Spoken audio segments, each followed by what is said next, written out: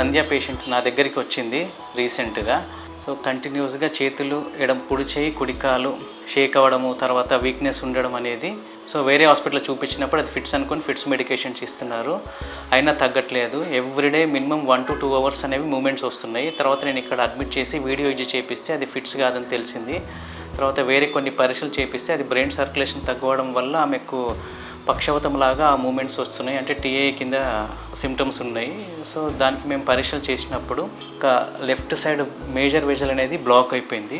So వాళ్ళు వేరే హాస్పిటల్లో చూపించినప్పుడు ఆ బ్లాక్కి ఆపరేషన్ చేస్తామన్నారు, అంటే బైపాస్ చేస్తామన్నారు. సో దానికి వాళ్ళు సర్జరీకి భయపడ్డారు. సో నా దగ్గరికి వచ్చినప్పుడు మనం వేరే స్టెంటింగ్ ఆప్షన్ ఉంది, సో అదితో ట్రై చేద్దామని చెప్పేసి న్యూరోరియాలజిస్ట్తో కన్సల్ట్ అవుతే వాళ్ళు స్టెంటింగ్ వేసి ట్రై చేద్దామని చెప్పేసి అడ్మిట్ చేసుకొని స్టెంట్ వేసినాము. స్టెంట్ వేసిన తర్వాత ఆ స్టెనోసిస్ అనేది క్లియర్ అయిపోయింది. సో దానివల్ల కన్నా ఆ స్టెంట్ వేసిన నెక్స్ట్ డే నుంచే తనకి ఈ మూమెంట్స్ రావడం కానీ వీక్నెస్ రావడం కానీ అనేది ఏమీ లేదు. ఆ తర్వాత పోస్ట్ ప్రొసీజర్ కూడా మంచిగానే ఉంది. సో ఇప్పుడు తనకు ఎలాంటి రకమైన మూమెంట్స్ కానీ వీక్నెస్ కానీ ఏం రావట్లేదు. సో ఇప్పుడు తను చాలా హెల్తీగా ఉంది. నమస్కారం. మా వదినే సంధ్య, 38 years ఉంటుంది. గత 4 సంవత్సరాలుగా పక్షవాతంతో చాలా ఇబ్బంది పడుతుంది. ఎన్ని హాస్పిటల్ తిరిగినా ఇది ఫిట్స్ రూమటాలజీ ప్రాబ్లం అన్నారు. అక్కడ ఇక్కడ ఎన్ని మెడిసిన్లు వాడినా పని చేయలేదు.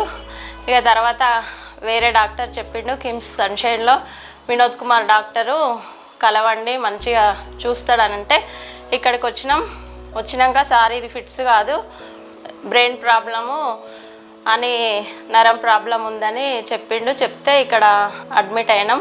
సర్జరీ లేకుండా ఇక్కడ వినోద్ కుమార్ సార్ మాకు మంచిగా ట్రీట్మెంట్ చేసి స్టెంట్ వేయించి సర్జరీ లేకుండా మంచిగా చేసిండు. వినోద్ కుమార్ సార్ మంచిగా రికవరీ చేసిండు. ఇప్పుడు హెల్తీగా ఉంది, మంచిగా అయింది. ఇప్పుడు అప్పటి నుండి కాలు చేయి కొట్టుకోవడం లేదు, మంచిగా ఉంది. ఇట్లా కళ్ళు మూతలు పడడం అవన్నీ ఏం లేవు. అయిపోయింది, ఇప్పుడు సెట్ అయింది, మంచిగా ఉంది.